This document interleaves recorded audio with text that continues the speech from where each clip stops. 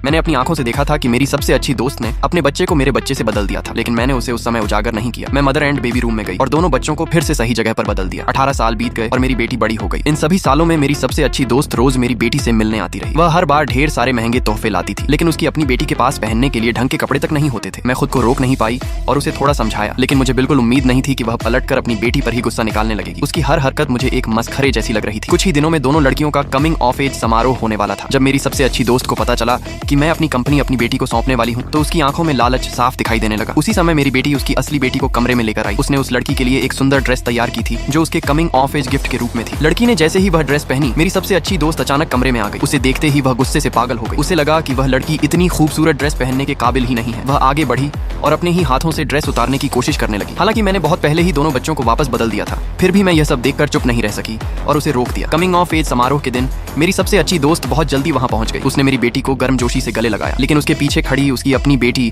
फटी पुरानी ड्रेस पहने हुई थी। जब उसने मेरी बेटी के हाथ पर एक छोटा सा खरोंच देखा तो वह मुझ पर भड़क गई और मुझे अयोग्य मां कहने लगी, लेकिन उसे जरा भी परवाह नहीं थी कि उसकी अपनी बेटी का हाथ बुरी तरह जख्मी था। उसकी नजर सिर्फ इस बात पर थी कि मैं कंपनी अपनी बेटी को सौंप रही हूँ। उसके भाई ने जल्दी से उसे पीछे खींच लिया, क्योंकि उसे डर था कि उसके चेहरे के भाव सब कुछ उजागर कर देंगे। मैं ये सब देखकर बस हल्का सा मुस्कुरा दी। उसी समय अस्पताल से फोन आया कि डीएनए टेस्ट की रिपोर्ट तैयार है। वह सब्र नहीं कर पाई और तुरंत अपने भाई को इशारा किया कि जाकर रिपोर्ट ले आए। जब कमिंग ऑफ एज समारोह शुरू हुआ, मैंने सबके सामने ऐलान किया कि मैं अपनी कंपनी अपनी बेटी को सौंप रही हूँ। फिर मैंने साइन किया हुआ कॉन्ट्रैक्ट अपनी बेटी को दे दिया। मेरी सबसे अच्छी दोस्त खुशी से पागल हो गई। वह मंच पर दौड़ती हुई आई और अपनी ही बेटी को एक तरफ धक्का दे दिया। उसने कहा कि उसके पास मेरी बेटी के लिए एक खास सरप्राइज है। मैं उसे बस चुपचाप देखती रही। उसे जरा भी अंदाजा नहीं था कि असली तमाशा अब शुरू होने वाला है।